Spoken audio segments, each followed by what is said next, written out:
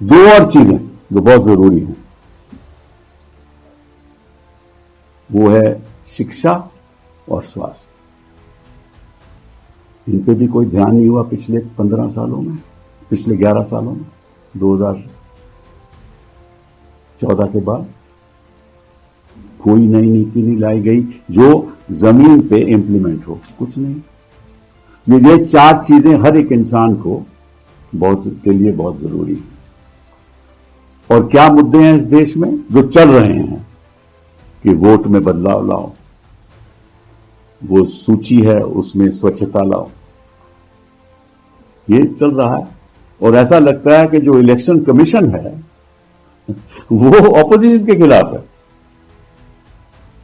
अभी एक राजनीतिक दल का नेता वेस्ट बंगाल का कई लोग लेकर, और चुने हुए लोग जिन्होंने लोगों को चुना है, लोगों ने उनको चुना है, अभी गए इलेक्शन कमीशन के पास और इलेक्शन कमीशन उनको उंगली उठा के बात करता है। उन्होंने कहा कि भाई देखा, आप उंगली उठा के बात नहीं कीजिए, हम चुने हुए लोग हैं, आप तो नॉमिनेटेड हैं। ऐसा लगता है कि जो इलेक्शन कमीशन है वो इतना पक्षपात कर रहा है कि जैसे ही कोई ऑपोजिशन डिमांड करती है, ऐसा लगता है कि इलेक्शन कमीशन ही उसके खिलाफ है। कि ऐसे कभी लोकतंत्र चल सकता है?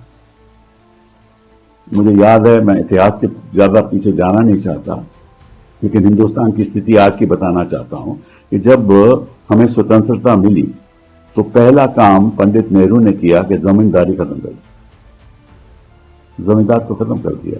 और जो रोज जो जोतते थे फसल को, उन्हीं को हक दे दिए, उनको जमीन मिल गई।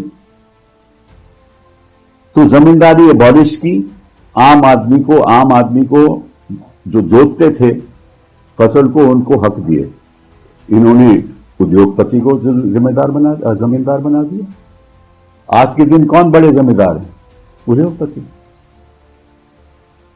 हर चीज तो उनको मिल रही है।